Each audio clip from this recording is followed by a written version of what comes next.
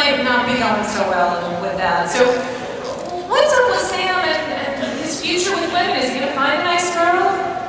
Well, he gets a little bit lucky with Daphne, you know. But Sam's a real magnet for abuse this year. In a lot of ways. I'm just trying to survive this year. I'm just trying to get by. But Sam's journey in this year and hopefully years to come it really is sort of sparked by his view with Daphne and what she teaches him and whether he grows from that or regrets it. We'll have to see. Okay. All right. So, Deborah,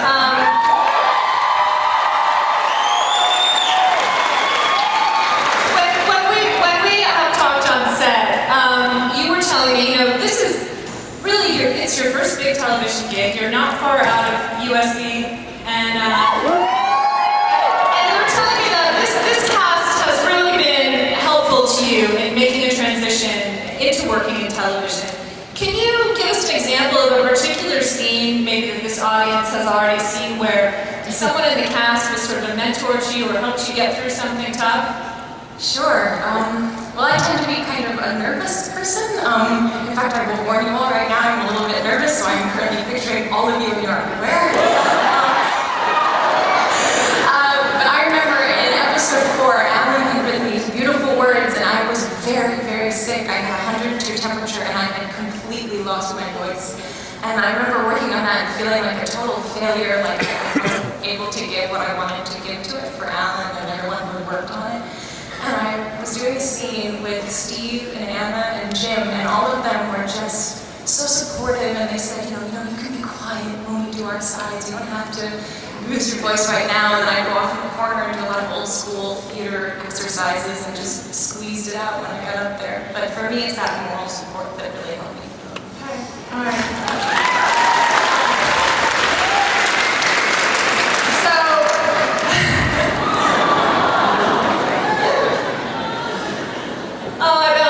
She was sitting where she's sitting.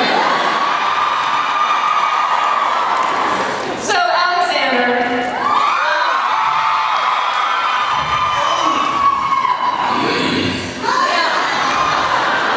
Eric is just so smitten with Sookie. He has been for a long time, and no matter what happens, he's still so drawn to her. He just can't shake her. Why is that? What's going on there? Well, just look at her. I'm sorry, Stephen. I think Eric's been around for a very long time. He's been around for 1,000 years, and he's kind of over humanity by now. He's seen it all, and he kind of thinks her in general kind of pathetic and naive, and then she comes along and there's something different about her, and I think the fact that he can't really put his finger on what it is excites him. And for the first time in a really long time, he's curious. And of course he wants to kind of explore that and see where that takes him. We'll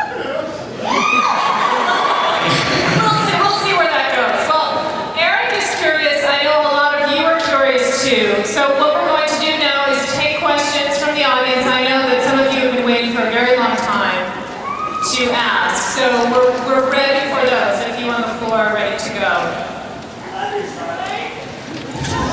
question is for Charlie Harris. Now that you wrote in the second season, is it going to affect the Sookie Stackhouse novels that you're going to continue to write that you see on screen? I like the fact that you said I'm going to continue to write them. I just signed a contract for 3 more.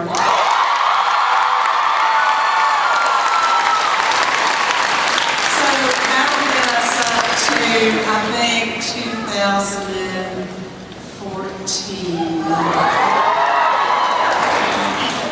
Sorry, guys. I don't think I'm that affected by the show because those are past books that the current plot's kind of hooked to.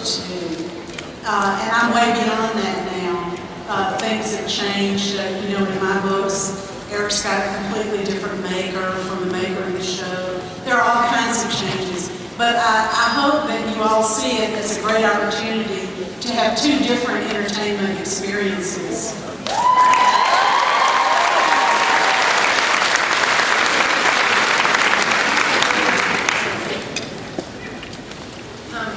Hi. This question is primarily for Alexander. This was intended before the preview was shown, but your character has gone from very dark, very evil, and kind of progressed to almost vulnerable in the second season. And I was wondering how the progression has really come about and how it's going to extend into the future. Well, I think it's in book number 1, Eric is just in this one little sequence, and I knew that going into season 1, that Eric wouldn't play a huge part. He would just basically come in as this, well, if you want to call it evil vampire leader and like boss Bill around and then exit that into the dark. Eric was kind of misunderstood because of that, and a lot of people came up to me and like, oh, you're the evil, the bad guy, and I always have to defend Eric because I think there's a lot more to him than that. And season 2 has been great because I actually got a chance to show that. I mean, he is a badass, of course.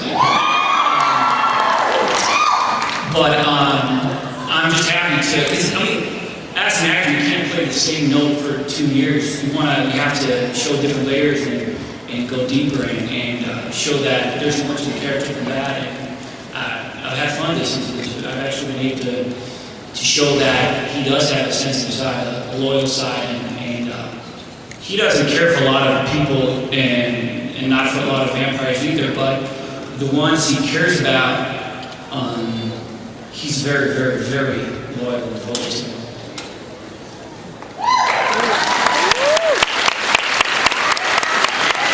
I love you too. I mean it. For season 3, I know what my friends and I are really excited to see. I'm just curious as to what you're excited in doing. And this question was for Buddy. What was the question? Yeah, what are you excited about doing in season 3? What are you looking forward to? I have to be honest, it is so much fun to work on the show that I'm just excited that there is a season 3. Even though I don't think that's been officially announced, but I think it will be very soon. Some of my favorite parts of the book, certainly I'm looking forward to seeing werewolves for the first time. I definitely am interested to getting into the world of Russell Edgington and the Mississippi vampires. I'm really excited about the character of Debbie Pelt because I think she's kind of awesome, and I am really looking forward to continuing the